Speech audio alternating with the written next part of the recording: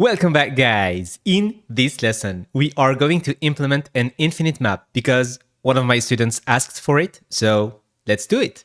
Okay, so first off, let me explain the concept really quickly. Here is what we're going to do. Here is Dave, okay? Hello, Dave.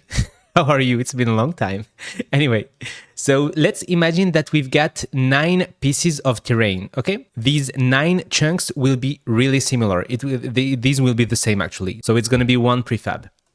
We're going to have 9 of them, and whenever Dave moves to the right and passes the frontier here between this chunk and this one, we're going to grab all of these chunks and move them to the right to give the impression that we've got an infinite map. And same thing along the y-axis. If he moves up like so and passes the frontier again, we're going to grab these chunks and move them up. That way, the player can explore an infinite map, and yeah, it's actually going to be pretty nice. Same thing for the enemies, by the way. Let's imagine that we've got an enemy in red here, so let's remove the outline from here. If we've got some enemies left right here, we are going to move them along the x-axis. And same thing if Dave moves along the y-axis. We are going to move them so that he does encounter them somewhere around here. Okay? So we've got the maps to tackle, we've got the enemies, and we also have the candies. Again, same thing. Come on, I'm not going to repeat that again, but you get the point.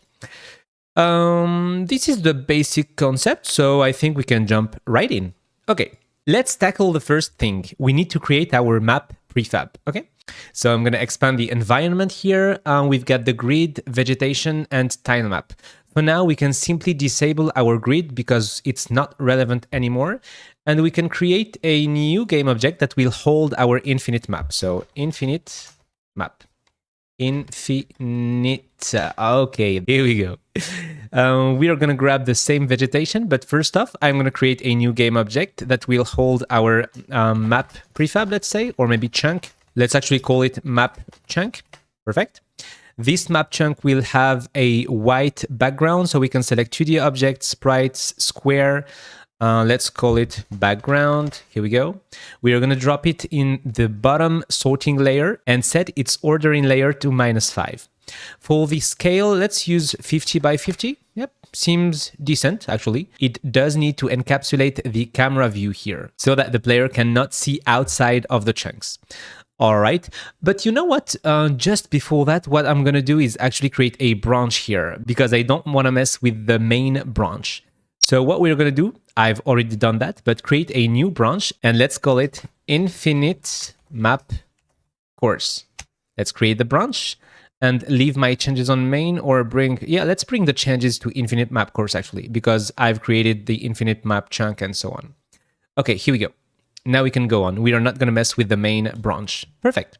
So we can grab the vegetation, drop it inside of our map chunk. And what we're going to do is actually add more of these. So let's move these somewhere around here and these there. I'm just going to edit this a bit more to make it look different actually. Yep.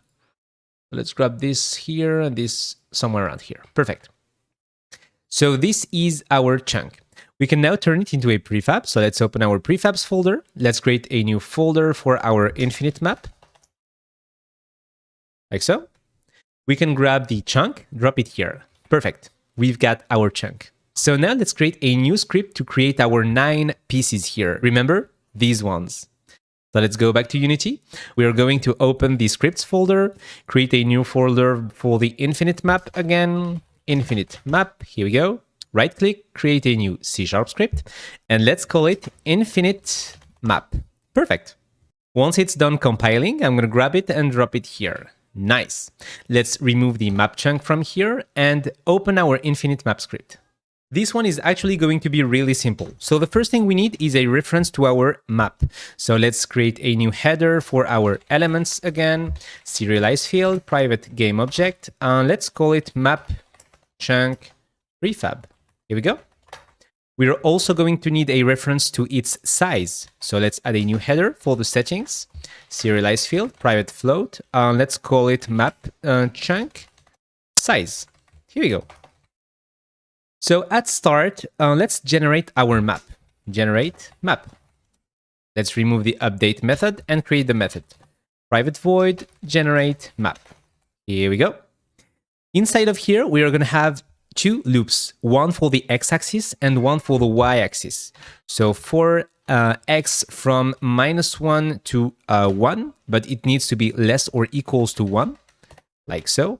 Because again, we want to go, let's grab Dave, drop it at the center here. So from -1 to 1. So -1, 0, and 1. Okay, this is y. Okay. Let's go back to our script here, and same thing for the y-axis. So let's rename our iterator here, y, y, and y. Perfect. So what do we want to do inside of these loops? Well, we want to generate a map section or a map chunk. So let's call generate map chunk with x and y. Here you go. Private void, generate map chunk, int x and int y. Really cool. The x and y position here are going to be used to determine the spawn position of our map chunk. So let's write vector3 spawn position equals new vector3 x times 50, or what we can write is actually x, y, and 0 multiplied by the map chunk size. Perfect. As simple as it gets. You can actually remove the 0 from here because it's actually implicit. And now we can finally instantiate our map section. So instantiate, come on, instantiate. Okay, I can't type, it's been a long time. Map chunk prefab at spawn position, quaternion.identity as usual, and it's going to be spawned as a child of this game object. All right, so we can already try this out. Let's use an expression-bodied statement here. Perfect. And go back to Unity. What we can do is reference our map chunk prefab. So let's grab the properties of this script. Okay, open the prefabs folder, infinite map chunk, and the size will be 50. Remember, this is the size we've used for our background. So let's now remove this, hit play, and normally we should spot 9 chunks. Boom. Okay, nice. Here is 1, 2, 3, 4, 5, 6, 7, 8, 9. Cool. Really nice. So now this is working properly. Let's actually select this point and not only the background. Yeah, this is the exact size and they are spawned correctly. Really cool.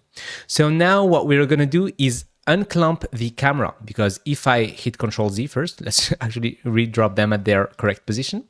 Let's go select Mr. Swinging. Oh, I already have some weapons here. Yeah, the camera is clumped. You see? So Dave can move outside of the bounds of the camera because we had the arena previously. And yeah, the camera is definitely not following. Okay, so we've got different things to tackle here. We need to unclamp the camera. I'm also going to select the wave manager and increase the wave duration so that we can better experiment our system. Okay, let's now unclamp the camera. But before that, I'm going to select the game manager here and add a new property. So let's write field, serialize field, public, sorry, not private, bool, use infinite map. Here we go. We are going to grab it and private set. Perfect. I'm adding this boolean right here because multiple scripts will need to access it. The wave manager, because if you remember well, let's open the wave manager right here. When spawning our enemies, where do we spawn them? Right here. The spawn position is actually clumped between -18 and 8. This was the size of our arena, remember? So we definitely don't want the position to be clumped here. We want to spawn enemies around the player within a certain radius. But let's first tackle our camera. So let's go back to Unity, select our camera controller. Okay, let's open it. And right here, when clumping the position, we want to check if we are using the infinite map or not. So if we are not using the game manager.instance.useInfiniteMap, then we want to clump the camera position. Otherwise, we don't. So let's now give it a shot. Let's go back to Unity. Select our game manager. All right, let's use the infinite map, hit play, and now the camera should follow the player wherever he goes. So let's go, select Le Pew. Okay, let's move. Nice, here we go. That's really cool. Okay, but enemies are still being spawned really far from the player. This is definitely not ideal here. So let's open our wave manager and tackle this. Right here, inside of the get spawn position method, we don't want to clump our target position if again we are using the infinite map. So if game manager.instance.use infinite map, boom, and like so, perfect. So now we should not be clumped. Let's go back to Unity and try this out. Okay, let's hit play. Let's go. Oh, I again forgot to remove the weapons. Come on. But anyway, let's check if this is working. So now we should be spawning enemies around the player. And yep, this is the case. That is so cool. Awesome. So we've now done 3 things here. We've created our map chunks. We've unclumped the camera. And we've also unclumped the enemy spawning, which is really nice. So now the only thing left is to move the maps to the right, or actually manage the map chunks so that they follow the player, as we've said right here. Okay, same thing for the enemies and same thing for the candies. So we can already imagine having one script for these 3 systems. But let's tackle the maps first. So let's go back to Unity and create a script to manage our maps. So let's open our infinite map folder, right click, create a new C# script, and call it infinite map, not map, but child mover. Okay. Once it's done compiling again, let's grab it and attach it to our infinite map game object. Here we go. Let's open it. And the first thing we will need here is a reference to our player. So let's add it. Elements, serialized field, private transform, player, or maybe player transform actually. Here we go. The second thing we will need is definitely the size of our map chunk.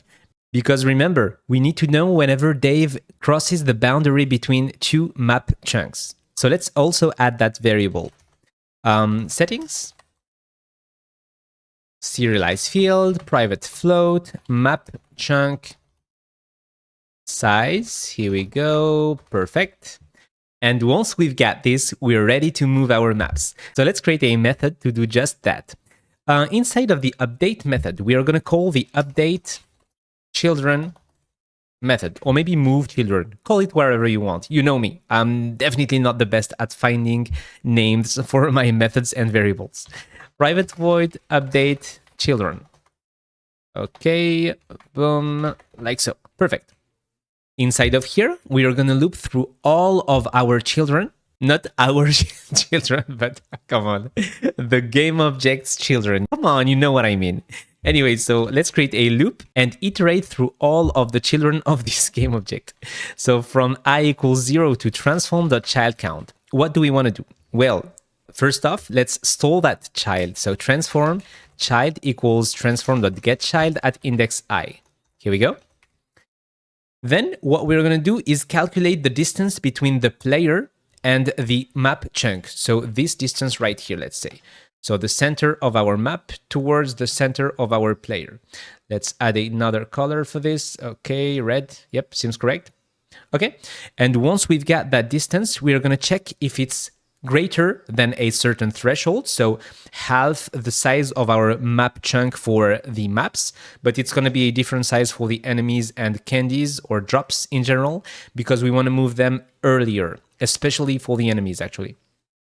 But yeah, if that distance is greater than a certain threshold, then we should move all of these boys. Okay, so let's do that. Let's go back to our script here and calculate the distance. So vector 3. And yeah, I'm using a vector 3 here for a distance because I want the distance along the x-axis and the y-axis. So vector 3, let's call it distance equals player transform.position minus child.position. Here we go. So let's tackle the x-axis first.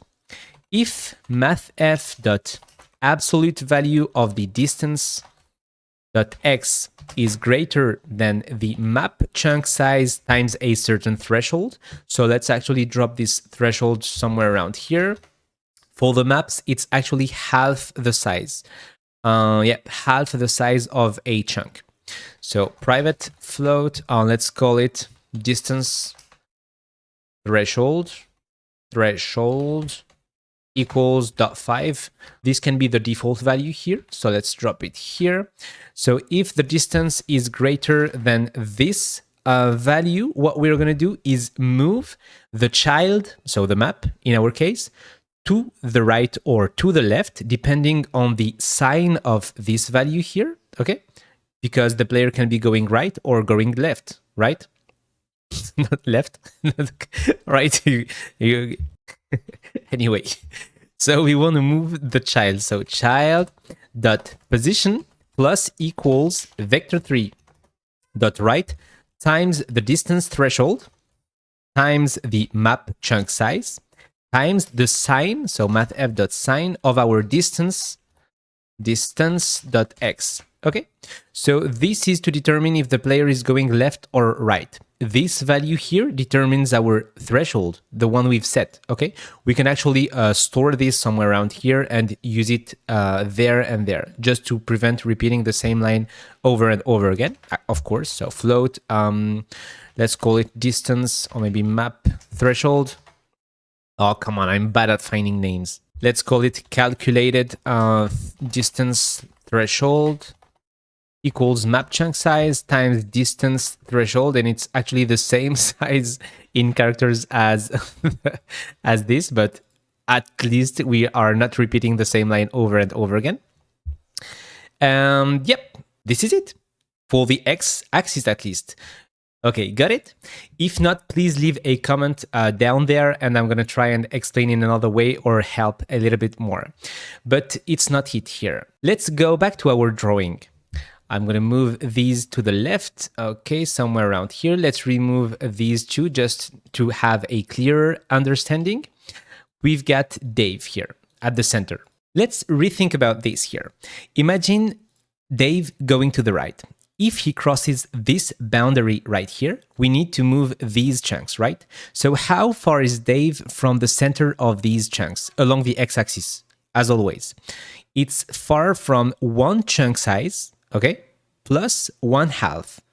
So this is going to be our threshold, 1.5. And if our distance along the x-axis is greater than 1.5 times the map chunk size, then we are going to move all of these to the right. By how much? By twice our threshold here. So 1.5 chunk size times 2. So it's actually 3 chunk sizes. And let's try this out. So 1, 2, 3. Perfect. This is exactly what we need. Got this? I hope this is clear with my super cool drawing here. And if it's not, please again leave a comment and I'm going to try and help ASAP. So our distance threshold here should actually be 1.5. Okay? For the maps, again, not for the enemies or the candies or the drops. So this should be multiplied by 2. Okay, and now we should be good. So let's go back to Unity and set up our elements here. I'm going to specify Dave, the chunk size is 50, and the default value here should be 1.5. So let's hit play. And again, I forgot to remove the weapons, but that's okay. So let's go. I'm going to move to the right. And can I see the boundary here? Okay, here it is. So let's move to the right. And whenever I cross it, boom, all of the other chunks have been moved to the right. That is so cool. So we now have an infinite map along the x-axis. Let's apply the same logic for the y-axis now. And it's actually pretty simple. So let's duplicate these lines. Okay, Control D, here we go. Distance dot y. Vector3 dot up, not right, and in here it should be distance dot y. Perfect. Let's now go back to Unity and try this out. Just for testing purposes, I think I'm going to increase Dave's move speed. So let's set it to 10, and I'm also going to remove the weapons we've got here, so Le Stab and Mr. Swingy, and hit play. All right, let's go. Boom. Let's move. Oh, now he's fast. Let's select this one. So I'm going to start with the x-axis. So let's move to the right. Boom. Everything has been moved. Perfect. What about the up vector? Nice. Here we go. So now we've got an infinite map. Oh, really nice. That is so cool. We can actually select Dave and hit Shift F to follow it. So let's unzoom a bit more. Let's move to the right. Okay, I'm going to unzoom a bit more. Yeah, perfect. I think it's working perfectly now. Awesome. So now we can go wherever we want. Really cool. We still need to move the enemies and the candies, and we will be done actually. So let's do that right away. Okay, it's actually going to be pretty simple because our enemies are spawned under the wave manager. So we can grab the infinite child mover, select Dave again. Map chunk size is 50. We can keep 1.5 and try this out. Let's hit play. Okay, let's go. Select a weapon, move to the right. I'm going to zoom in a bit more so that we can spot the enemies spawned to the right or moved, teleported to the right. Yep, boom, like so. Here we go. They are definitely being teleported here. But as I've told you previously, it seems like they are moved too late. I need to move them a little bit earlier. They are too far away from the player here. It doesn't make any sense. So let's change this value here to 0.5 and try this out. You can definitely play with these values to fit the gameplay you want for your game. So let's move to the right. Okay, yep, they have been moved here. Now that does make sense. We've got more enemies closer to us. Awesome. Let's now apply the same logic for our drops. So where is our drop manager? Okay, let's add the infinite child mover, grab Dave. And so that it does make a little bit more sense here, we are going to use 1.5. So the same value we've used for our maps. Because normally the candies should keep the same position on their map chunk, if that does make sense. So if we've got a candy somewhere around here, let's change its color actually. Yeah, something like that. When we move the chunks, we should move the candy along with the chunk. Yeah, so yeah, I think it's better. So, but if you think it's not, please feel free to use the value that you want. So let's now hit play. Okay, let's go. Let's select a weapon. I think I'm going to select low stab. Okay, so let's try and have a candy to spawn. Okay, here is one. So I'm going to move up. I should spot the candy, move with the chunk. So let's move up. Oh, come on. How can I manage this? I think I've got an idea here. Let's hit play again. I'm just going to defeat one enemy, then disable my weapon. So let's go, select Ouchie. Okay, here is, oh, I think I need one enemy. Boom. I've got more. That's okay. I've got 3 candies here. So let's select the weapon. Here it is. Disable it and move up. I should encounter the candies really soon. Okay, where are they? 1, 2, 3. Here they are. Perfect. 3 candies. Awesome. So now everything is working perfectly. I hope everything was clear enough for you to implement it in your game. If you've got any questions, please feel free to leave it in the comment section. I'm going to commit these changes, of course, as usual. So infinite map. And yeah, sorry if the lesson was too long. I definitely wanted to tackle this in one go. I'm going to disable this because, in my opinion, it doesn't make sense to have an infinite map with the timer. If you want to use an infinite map in your game, make sure to remove the timer here and maybe implement the leveling system right inside of the gameplay, like whenever the player is moving, because the player can move continuously and never get hit by any enemy. Doesn't make sense to have the timer. Definitely not. So yeah, feel free to use the logic that you want here. And yeah, see you in the next one. Cheers.